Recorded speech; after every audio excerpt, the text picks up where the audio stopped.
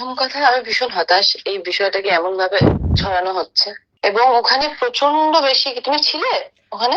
আমি ছিলাম। ওখানে প্রচুর বেশি ক্রাউড ছিল, আমরা ঠিক মতো দাঁড়ানোর জায়গা পাচ্ছিলাম না। আমরা যে জায়গায় দাঁড়িয়ে ইন্টারভিউ দিচ্ছিলাম সেখানেও পিছনে প্রচুর ক্রাউড, সামনে এত এত মানুষজন বসে আছে, আমরা ঠিক মতো দাঁড়িয়ে উঠতে পারছি না। এবং মিডিয়া থেকেই বলা হয় ওখানে যে ছবি তুলতে হবে তিনজনকে, আমার, শাকিব খান এবং ফারিনের।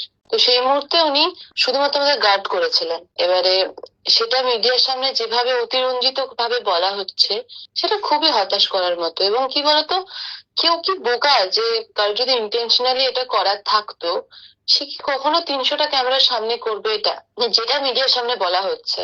আমার তো মনে হয় না পৃথিবীতে এত কোনো মানুষ বোকা আছে যে 300টা ক্যামেরা অন আছে সে নিজেও জানে। সে যদি মানে ক্ষতি করার চেষ্টা করতো বা যেটা মিডিয়ার ক্ষতি করার না, যেটা মিডিয়ার সামনে প্রেজেন্ট করা হচ্ছে বারবার, সেটা করারই চেষ্টা করতো, 300টা ক্যামেরার সামনে নিশ্চয়ই করতো না। তা মনে হয় এটা সম্পূর্ণ অতিরঞ্জিত ভাবে বাড়িয়ে মিডিয়ার সামনে প্রেজেন্ট করা হচ্ছে, দ্যাটস ইট। কিন্তু ওইখানে যে পরিস্থিতিটা ছিল, আপনি কি কখনো অস্বস্তি বা কোনো রকমে ফিল করেছেন কিনা? অস্বস্তির তো প্রশ্ন আসে না এখানে, এত ক্রাউড ছিল ওখানে, আমাদের দাঁড়ানোর জায়গা ছিল না ওই মুহূর্তে। তো সেই সেই জায়গায় দাঁড়িয়ে অস্বস্তি বা কিছু, তো সেটা আমি তো বুঝতে পারিনি খুব একটা। But আমি বলছি, ওটাই তো বলছি, মিডিয়ার সামনে যেটা প্রেজেন্ট করা হচ্ছে দেখো ইমন, সেটা খুবই খারাপ, সেটা খুবই দুঃখজনক।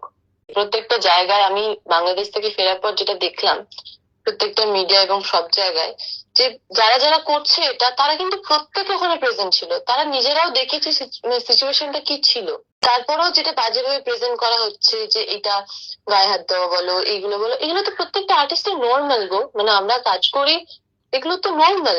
এখন হচ্ছে ভিউ ভাইরালের এই সময় জিনিসগুলো কি আপনার মনে হয় যে নেগেটিভ ভাবে প্রেজেন্ট করা হয়েছে এরকম কিছু? আমারও তাই মনে হয় এটা, কারণ এই যে যারা যারা ওখানে ছিলেন তারা সবাই তাদের পরিস্থিতি, নিজেরাও বসার জায়গা পাচ্ছিলেন না, আমরা দাঁড়ানোর জায়গা পাচ্ছিলাম না।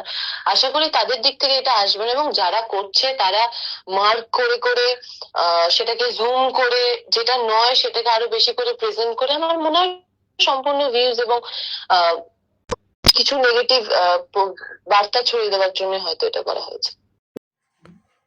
তো যারা মেগাস্টার শাকিব খানের এই বিষয়টা নিয়ে নেগেটিভিটি ছড়াইয়েছিলেন তারা আশা করি বুঝতে পারছেন। এবার নায়িকা জ্যোতির্ময় কুণ্ডুই কিন্তু এটা পরিষ্কার করে দিলেন।